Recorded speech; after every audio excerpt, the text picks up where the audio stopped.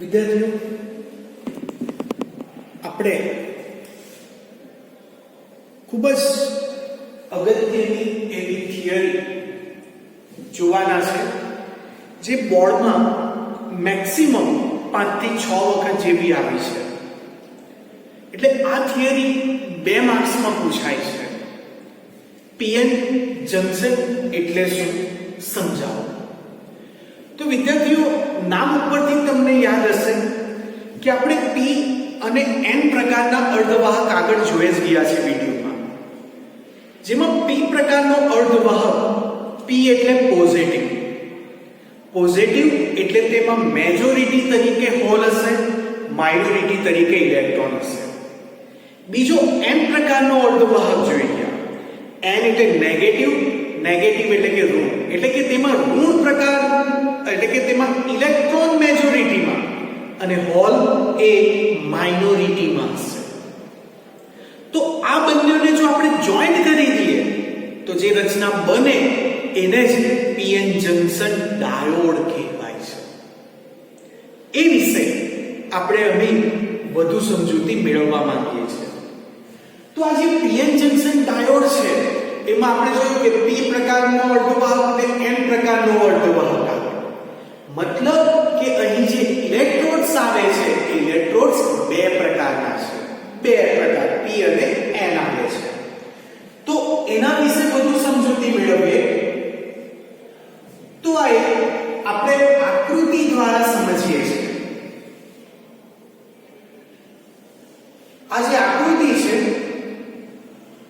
તેમાં એક બાજુ પી પ્રકારનો અર્ધવાહક લઈએ અને એક બાજુ એન પ્રકારનો અર્ધવાહક લઈએ. પી પ્રકારનો અર્ધવાહક એટલે આપણે જાણીએ છીએ કે તેમાં મેજોરિટી ચાર્જ કેરિયર તરીકે કોણ છે? મેજોરિટીમાં હોલ અને માઇનોરિટીમાં કોણ હશે? ઇલેક્ટ્રોન. તો આપણે પી પ્રકારનો અર્ધવાહક, શુદ્ધ અર્ધવાહક હોય, સિલિકોન એ શુદ્ધ અર્ધવાહક છે જેની બાહ્યતમ કક્ષામાં 4 ઇલેક્ટ્રોન છે, માટે તેને ટેટ્રાવેલેન્ટ અશુદ્ધિ કહેવાય. જો આપણે આ સિલિકોનની ચિપને પી પ્રકારની ચિપ બનાવી હોય, એટલે કે સિલિકોન જે શુદ્ધ અર્ધવાહક છે તેને પી અર્ધવાહક બનાવવો હોય તો તેમાં શાનો ઉમેરો કરવામાં આવે? તો આપણે થિયરીમાં જોયું તો તેમાં ટ્રાઇવેલેન્ટ અશુદ્ધિ તરીકે એલ્યુમિનિયમ નો ઉપયોગ કરવામાં આવેલો છે. તો આ શુદ્ધ સિલિકોનમાં ટ્રાઇવેલેન્ટ અશુદ્ધિ તરીકે એલ્યુમિનિયમ ઉમેરીએ તો એ શુદ્ધ સિલિકોન એ પી પ્રકારનો અર્ધવાહક તરીકે વર્તે છે.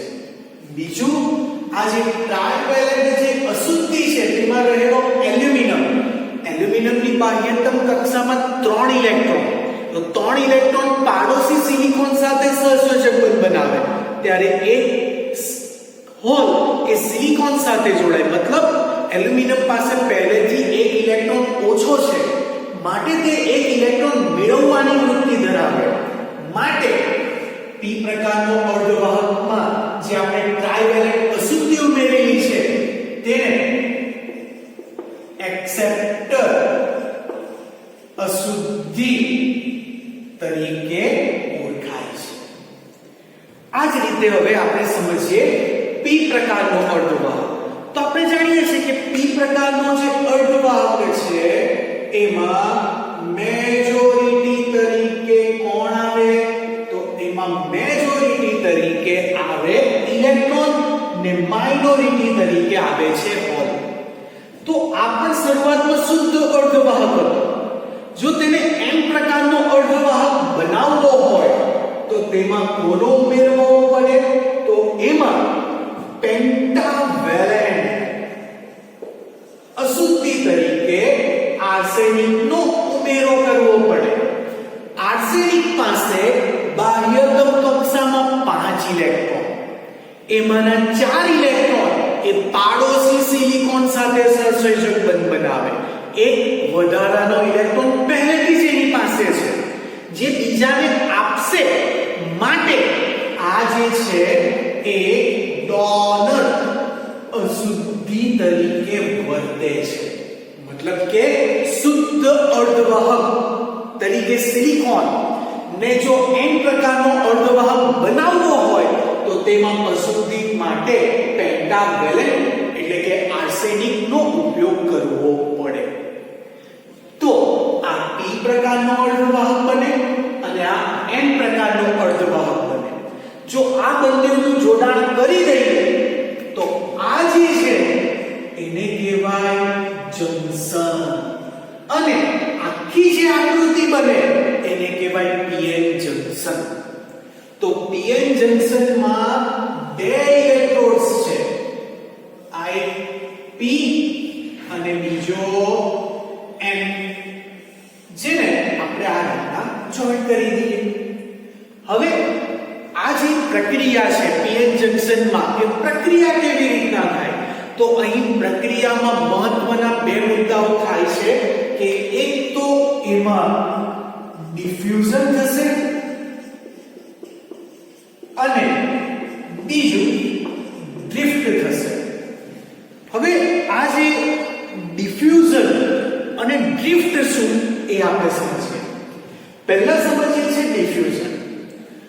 જેવું આપણે p અને n પ્રકારનો અર્ધવાહક જોડી દઈએ એટલે કે જંકશન બની જશે તો હવે સંખ્યા ઘનતાના તફાવતને કારણે, કારણ કે p પ્રકાર અને n પ્રકારના અર્ધવાહકમાં ઇલેક્ટ્રોન અને હોલની સંખ્યા ઘનતા બંનેમાં જુદી જુદી છે. કારણ કે આમાં મેજોરિટી તરીકે હોલ ને n માં મેજોરિટી તરીકે ઇલેક્ટ્રોન છે. તો બંનેમાં સંખ્યા જો તો ઇલેક્ટ્રોન અને હોલની બંનેમાં જુદી જુદી છે. તો એ સંખ્યા ઘનતાને કારણે આ જે p પ્રકારના અર્ધવાહકમાં રહેલો જે હોલ છે એ હોલ n પ્રકારના અર્ધવાહકમાં જશે અને n પ્રકારના અર્ધવાહકમાં રહેલો ઇલેક્ટ્રોન એ જંકશન દ્વારા એ p પ્રકારના અર્ધવાહકમાં જશે. તો આ p પ્રકારના અર્ધવાહકમાં રહેલો હોલ એ જંકશન મારફતે m પ્રકારના અર્ધવાહકમાં જાય અને n પ્રકારના અર્ધવાહકમાં રહેલો ઇલેક્ટ્રોન જંકશન મારફતે p પ્રકારના અર્ધવાહકમાં જાય. તો આવી રીતના ઇલેક્ટ્રોન અને હોલની આ જંકશન મારફતની જે ગતિ છે એ ગતિને ડિફ્યુઝનની પ્રક્રિયા કહેવાય અને એ ગતિને ડ્રિફ્ટ ગતિ કહેવાય છે. તો ડિફ્યુઝનની પ્રક્રિયા અને ડ્રિફ્ટ ગતિને અંતે શું થશે તો એ અંતે પ્રક્રિયામાં આકૃતિ ખાસ જોતા રહેજો કે જંકશન ને તો એઝ ઇટ ઇઝ રહેશે પણ અહીં હવે ઇલેક્ટ્રોન આવી જશે અને અહીં હોલ આવી જશે. તો હવે આપણે શું સમજીએ તો આપણે એટલું સમજી શકીએ કે n પ્રકારનો જે અર્ધવાહક હતો એમાંનો જંકશન નજીકનો ઇલેક્ટ્રોન હવે p પ્રકારના અર્ધવાહકમાં જતો રહ્યો છે અને p પ્રકારના અર્ધવાહકમાં જંકશન નજીક જે હોલ હતો એ હવે n પ્રકારના અર્ધવાહકમાં જતો રહ્યો છે. મતલબ કે p પ્રકારના અર્ધવાહકમાં જંકશન નજીક હવે ઋણ વિદ્યુત ભારિત વિસ્તાર છે અને p પ્રકારના અર્ધવાહકમાં જંકશન નજીક હવે ધન વિસ્તાર છે. એટલે કહેવાય કે અહીં p તરફ ઋણ સ્પેસ ચાર્જનો વિસ્તાર વધી ગયો છે અને n માં ધન વિદ્યુત ભારિત સ્પેસ ચાર્જ છે. વિદ્યાર્થીઓ, તો આનો અર્થ બીજો એવો નીકળે કે શરૂઆતમાં p પ્રકારના અર્ધવાહકમાં જંકશન નજીક હોલ હતા એ હવે રહ્યા નથી. મતલબ કે p પ્રકારના અર્ધવાહકમાં જંકશન નજીક પહેલા મેજોરિટીમાં હોલ હતા હવે ઇલેક્ટ્રોન છે અને n પ્રકારમાં જંકશન નજીક પહેલા ઇલેક્ટ્રોન હતા એ હવે હોલ છે. તો આના દ્વારા જે સ્થળ રચાય છે, આ જે વિસ્તાર મળે છે એ વિસ્તારને જ ડેપ્લેશન વિસ્તાર કહેવાય છે. આને શું કહેવાશે? આને ડેપ્લેશન વિસ્તાર કહેવાય છે. તો આ ડેપ્લેશન વિસ્તારમાં વિદ્યુત ક્ષેત્ર કઈ તરફ હશે? તો n જંકશનની n તરફ ધન વિદ્યુત ભાર છે ને જંકશનની n p તરફ ઋણ વિદ્યુત ભાર છે. ને આપણે જાણીએ છીએ કે વિદ્યુત ક્ષેત્રની દિશા ધનથી ઋણ તરફની હોય છે. એટલે અહીં વિદ્યુત ક્ષેત્ર n પ્રકારના અર્ધવાહકથી p પ્રકારના અર્ધવાહક તરફનું છે. તો શું વિદ્યાર્થીઓ આપણે કહી શકીએ કે હવે આ જે પ્રક્રિયા છે એ પ્રક્રિયા પૂર્ણ થઈ ગઈ? નહીં. હજુ પણ p પ્રકારનો જે અર્ધવાહક છે તેમાંના આ હોલ n માં જશે, આ ઇલેક્ટ્રોન એ p માં આવશે.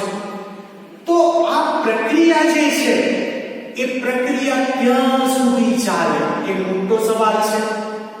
તો આ પ્રક્રિયા જ્યાં સુધી ચાલશે જ્યાં સુધી ડ્રિફ્ટ પ્રવાહ અને ડિફ્યુઝન પ્રવાહ સમાન ન થઈ જાય ત્યાં સુધી. અને આ જે ડેપ્લેશન વિસ્તાર છે તેનું કહેવાનું રહ્યું કે એનો વિસ્તાર 0.5 માઇક્રોમીટરના ક્રમનો હોય છે. તો આ જે પ્રક્રિયામાં ડિફ્યુઝન પ્રવાહ અને ડ્રિફ્ટ પ્રવાહ, જેમાં ડિફ્યુઝન પ્રવાહ શરૂઆતમાં સૌથી વધારે અને ડ્રિફ્ટ પ્રવાહ શરૂઆતમાં એટલો જ ઓછો હોય છે. મતલબ કે બંને એ વ્યસ્ત છે.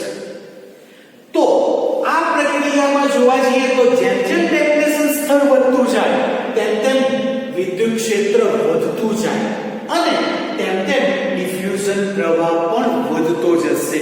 આ પ્રક્રિયા ક્યાં સુધી ચાલે? તો આપણે કીધું કે ડિફ્યુઝન પ્રવાહ અને ડ્રિફ્ટ પ્રવાહ સરખો ન થઈ જાય ત્યાં સુધી. કારણ કે અહીં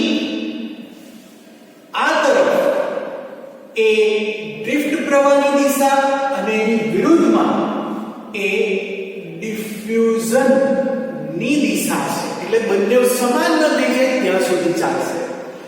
તો આ પ્રક્રિયા આ જે ડેપ્લેશન વિસ્તાર છે એને આધારિત જે આપણને વોલ્ટેજ મળે છે એ વોલ્ટેજને આપણે ડેપ્લેશન વોલ્ટેજ કહીશું. Depletion voltage. અને બીજું એને પોટેન્શિયલ વોલ્ટેજ તરીકે ઓળખાય છે. એટલે કે આ ડેપ્લેશન વિસ્તારનું જ આ જે ભાગ છે એ ભાગને અનુરૂપ જે વોલ્ટેજ મળે એ વોલ્ટેજને શું કહેવાય? Depletion voltage. અને વિસ્તારને ડેપ્લેશન વિસ્તાર કહેવાય છે. તો આ દ્વારા p પ્રકાર અને n પ્રકારનો અર્ધવાહક બને છે.